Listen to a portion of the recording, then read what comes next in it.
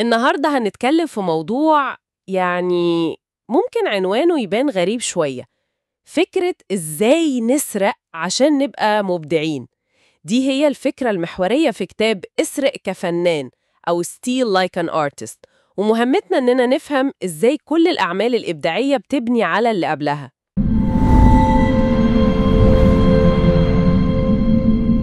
في الشرح بتاعنا النهاردة هنتكلم عن كتاب أوستن كليون اللي عمل ضجة كبيرة، اسرق كفنان. الكتاب ده حرفياً بيقلب كل اللي نعرفه عن الإبداع، وبيورينا منظور مختلف تماماً عن الأفكار دي أصلاً بتيجي منين. طيب خلينا نبدأ على طول بالجملة دي اللي ممكن تصدم ناس كتير. بابلو بيكاسو، يعني واحد من أهم الفنانين في التاريخ، بيقول إن الفن سرقة. الجملة دي هي بالظبط أساس الفكرة كلها اللي هنمشي عليها. وهنا بقى تي اس إليوت بيكمل على كلام بيكاسو وبيشرحه أكتر. بيقول إن في فرق، الشاعر اللي لسه بيبدأ بيقلد، لكن الشاعر الناضج بيسرق. بس خلي بالكوا، السرقة هنا مش معناها انتحال أو سرقة أدبية، لأ، دي معناها تحويل. الفكرة كلها إن الواحد ياخد حاجة ويخليها بتاعته، يضيف عليها لمسته الخاصة ويطلعها في شكل جديد خالص. وهنا نوصل للسؤال المهم بقى، لو أكبر الفنانين دول بنعتبرهم لصوص بالمفهوم ده، طيب إحنا بقى المفروض نعمل إيه؟ ده معناه إيه بالنسبة لنا؟ تعالوا نشوف. تمام، أول نقطة وأهم نقطة يمكن هي إننا لازم نواجه أكبر حاجز بيقف قدام أي حد مبدع، الضغط النفسي الرهيب بتاع إن لازم كل حاجة تكون أصلية أو أوريجينال. بصوا، فكرة إن في فنان عبقري قاعد لوحده في أوضته وبيجيله الإلهام من الهوا دي أسطورة مش حقيقة. الحقيقة إن مفيش فكرة بتيجي من فراغ. أي عمل إبداعي بيبني على اللي قبله، يعني كل فكرة جديدة هي في الأساس ريميكس أو كوكتيل من أفكار قديمة. وأول ما الواحد يتخلص من عبء إنه لازم يخترع العجلة، ساعتها بس بيبدأ الإبداع الحقيقي. طيب، جميل، لو الأصالة دي خرافة، يبقى الواحد يبدأ منين؟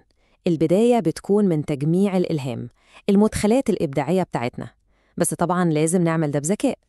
وهنا لازم نقف ونوضح قوي أوستن كليون قصده إيه بكلمة يسرق.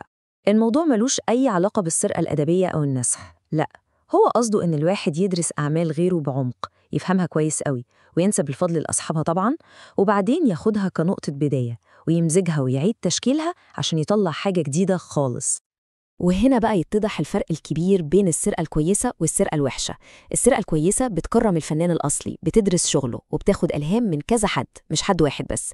أما السرقة الوحشة دي بتبقى مجرد إهانة، نسخ أعمى من مصدر واحد من غير أي فهم أو إضافة، تقليد مش تحويل. ودي خطة عملية جدا عشان الواحد يبتدي. بدل ما نتوه وسط بحر الإلهام اللي ملوش آخر، نبدأ بشخص واحد بس، فنان أو مفكر بنحبه بجد، ندرس كل أعماله، وبعدين ندور ونشوف هو نفسه كان مستلهم من مين. نطلع ب3 مثلا أثروا فيه، ونرجع نكرر نفس العملية معاهم. بكده الواحد بيبني لنفسه شجرة عيلة إبداعية، شبكة إلهام ليها أصل وجذور. يعني الفنانين الكبار عاملين زي أمناء المتاحف، مش زي الناس اللي بتكدس الكراكيب، بينقوا بعناية الأفكار اللي هيحتفظوا بيها. فالمهمة هنا هي إننا نجمع أحسن الأفكار، لأن في الآخر الواحد بيبقى نتاج الحاجات اللي بيشوفها وبيقراها وبيسمعها.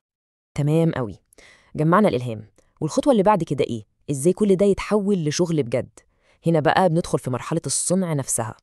كتير مننا بيقع في فخ كبير قوي، إننا بنفضل مستنين نعرف إحنا مين عشان نبدأ نشتغل، بنستنى لحظة اكتشاف الذات دي. لكن الحقيقة هي العكس تماماً. الواحد بيبدأ يشتغل عشان يكتشف هو مين. الشغل نفسه هو اللي بيخلق الهوية الإبداعية دي. ودي بقى فكرة عبقرية. كلنا في الأول بنبدأ بالتقليد، بنختار بطل أو فنان وبنحاول نقلده، بس لأننا مش ماكينات مستحيل النسخة تطلع طبق الأصل. هيحصل فشل في التقليد. الحتت اللي بنفشل فيها دي مش فشل ولا حاجة، دي هي بالظبط بصمتنا الخاصة، ده صوتنا إحنا اللي بيحاول يطلع. والموضوع مش بس في الفن، حتى في الرياضة. أسطورة زي كوبي براينت بيقولها بصراحة: أنا سرقت كل حركاتي دي من اللاعبين العظام اللي قبلي. هو بنى نفسه على أكتافهم، وده طبعا ما يقللش منه أبدا، بالعكس ده اللي خلاه كوبي براينت. نصيحة مهمة جدا من كليا: لازم نبعد عن الكمبيوتر شوية. الكمبيوتر ممتاز في التعديل والتحرير، لكن مش لتوليد الأفكار. لما نشتغل بإيدينا، نكتب في ورقة، نرسم، نعمل أي حاجة يدوية، ده بيشغل المخ بطريقة مختلفة. مفيش زرار ديليت سهل يخلينا نمسح الفكرة قبل ما تكتمل، فبنضطر نواجه أفكارنا ونتعامل معاها، وده بيخلق مساحة للإبداع. ودي يمكن أغرب نصيحة في الكتاب كله. كن مملاً. إزاي يعني؟ الفكرة إن الإبداع الحقيقي مش بيجي من حياة صخبة ومليانة فوضى. العكس هو الصحيح. الروتين، النظام، الاستقرار، حتى لو في وظيفة ثابتة، كل ده بيخلق مساحة آمنة ومستقرة للمخ إنه يبدع وينتج باستمرار من غير قلق. طيب، جمعنا الإلهام وعملنا الشغل، وبعدين؟ خلاص كده؟ لا طبعاً. نيجي للمرحلة الأخيرة والمهمة، المشاركة. إن الشغل ده الناس تشوفه. في الأول لما محدش بيكون لسه يعرف شغلنا، ده ممكن يحسسنا بالإحباط. بس كليون بيقول لأ، دي نعمة مش نقمة. ليه؟ لأن الغموض ده بيدينا حرية. حرية إننا نجرب ونغلط براحتنا من غير ما نخاف من حكم الناس. دي فترة تدريب ببلاش بنقدر فيها نطور نفسنا في أمان. والمعادلة في الآخر أبسط مما أي حد يتخيل. خطوتين بس. أولاً، أعمل شغل كويس فعلاً. ثانياً، شاركه مع الناس. بس كده. التركيز كله لازم يكون على الخطوة الأولى. لما الشغل يبقى حلو بجد، المشاركة بتجيب نتائجها والناس بتبدأ تتكلم عنه. ونوصل لآخر فكرة، ودي يمكن من أقوى الأفكار خالص. الإبداع بيحب القيود. غريبة صح؟ بس فكروا فيها. لما يكون قدامنا كل الاختيارات في الدنيا، بنتصاب بالشلل ومنعرفش نختار. لكن لما نحط لنفسنا قيود أو نتحط في موقف فيه قيود، العقل بيبدأ يشتغل بطريقة مختلفة عشان يلاقي حلول مبتكرة جوه الحدود دي. طيب، بصوا على الرقم ده، 236. يا ترى إيه ده؟ ده عدد الكلمات المختلفة اللي المؤلف العبقري دكتور سوس كان مجبر يستخدمها وما يزودش عليها ولا كلمة لما كتب كتابه المشهور جدا القطة في القبعة. وبعد ما الكتاب الأول نجح نجاح ساحق، المحرر بتاعه قرر يصعب الموضوع أكتر. تحداه وقال له: أنا أراهن إنك مستحيل تقدر تكتب كتاب باستخدام 50 كلمة بس. النتيجة كانت كتاب بيض أخضر ولحم خنزير، اللي بقى واحد من أكتر كتب الأطفال مبيعاً في تاريخ البشرية. القصة دي بتلخص كل حاجة. الإبداع الحقيقي طلع من القيود دي، طلع من الحذف مش من الإضافة. القيود هي اللي فجرت العبقرية.